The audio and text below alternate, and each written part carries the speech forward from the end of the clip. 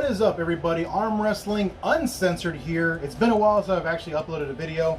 So we are going to be talking about the complete hand control, and we're going to talk about some of the flaws and a lot of the benefits on how this tool has helped me become a better, stronger arm wrestler.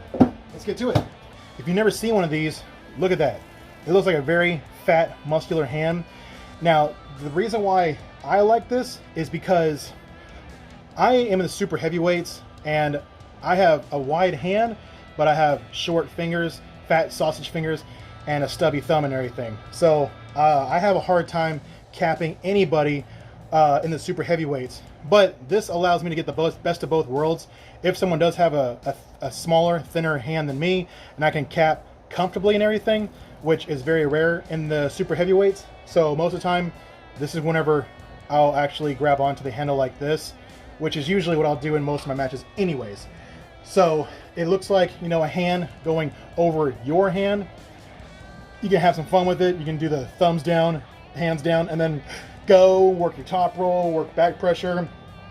But let's go ahead and get into some demonstrations and everything and show you how this works. I have right now is I have 30 pounds on here just so I can have some resistance going against my hand and everything, so I can show you what this actually is going to do for me, and hopefully you can see a little bit of the pressure in my fingers whenever I do the demonstrations. One of my favorite workouts has to be whenever I bring it down to the elbow pad, and I'm just going to hold it as long as I can. I'm going to be doing it for like almost my max, but maybe 80%, sometimes 70%, depending on how I'm feeling. I will get my finger pressure, the tendons in my forearm and everything are just going to be just constricted. I mean, there's so much strain on my arm right now. It's very tight. So with this workout, I'll just keep doing it until I just let go of it. Another workout that I like to use on this handle is that I like to do a lot of forearm pumps and everything, but mainly in my fingers. So I'll just sit there and just pump it in and just keep doing that, just keep repeating.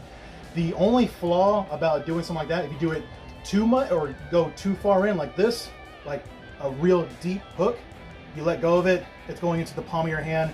You're not getting any more resistance on your finger whatsoever until you bring it right back and then grab a hold of it. One of the other things that I found with this handle is that you can do a new number of maneuvers with the handle. Let me show you real quick.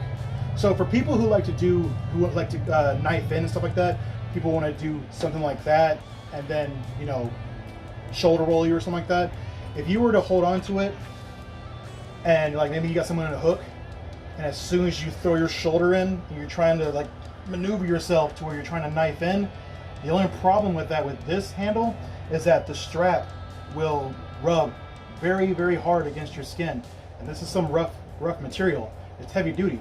So what I like to do is, if I want to work on my knifing in and try and do my shoulder roll, I'll just start just like this and then try and work my shoulder in there, something like that. But that's only for desperate situations. If I can't finish them in a hook, and I'll just try and just bring them in. Another one of the workouts that I like to do with this handle, again, people like to try and do maneuvers, maybe try and do a back pressure. So if you were to like hold on to this, bring it down to the elbow pad and try and work your way into like maybe a can opener. As soon as you do that, the strap will rub against your index knuckle or the top of your index knuckle.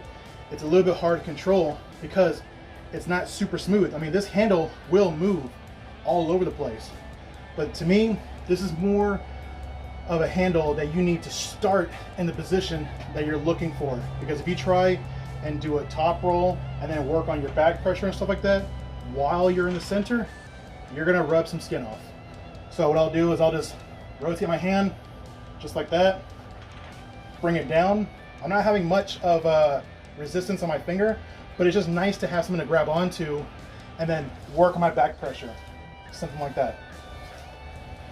Because I know a lot of people, they have tools that will allow them to do the top roll or try and, you know, do the shoulder roll, but with this tool, my suggestion is don't do that with this, because yeah, skin will get rubbed off, you'll break some skin, cause a rash, something like that. I mean, it gets nasty. The only reason I know that is because from experience, yeah, that shit stings. Another workout, but I will not train for it unless I desperately need to. But almost 10 out of 10 times, I'm not going to do this maneuver, which is called the floppy flop wrist. And like this, I'm going to have to go ahead and maneuver my table a little bit. And what I'll do is I will bring it on over here. And like I said, it's already awkward for me already. I can already feel it in my brachialis muscle. Don't like it. But whenever you go for the flop wrist, yeah, very uncomfortable. Makes me, it like just really brings out that tendon in my elbow. Yeah, don't like that. But I'll only say that because for people who want to become the next Jerry Caderet or some shit, there you go. You can actually work on your flop wrist right there. And my flop wrist game, it's not good. That actually hurt a little bit. But like I said before, if I'm going to be curling in or anything like that, like I said, there's no resistance. Depending if your fingers are getting really fried and your tendons and everything, you just can't grip onto anything anymore, like to hold on to a weight, at least you can hold on to it whenever it's in your palm and just keep using your finger pressure to just squeeze down like you're holding on to, like, you know, your opponent, and then just work on your cupping mechanism, do your elbow drag, stuff like that. I mean, you're still gonna use your forearm muscle whenever you curl it in. Yeah, you're not gonna be using much of your fingers, but you just gotta know how to really maneuver your hand so that way you're not sitting there trying to hold on to the handle and you're all like, I can't curl them in anymore.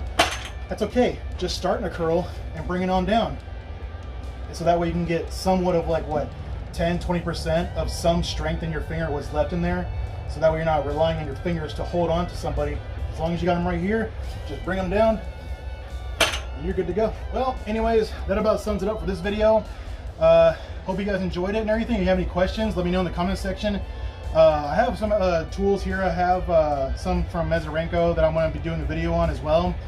So anyways, hit that like button if you enjoyed this video. Subscribe for more, and I will catch you guys on the next one. And remember, strong arms. See you guys later.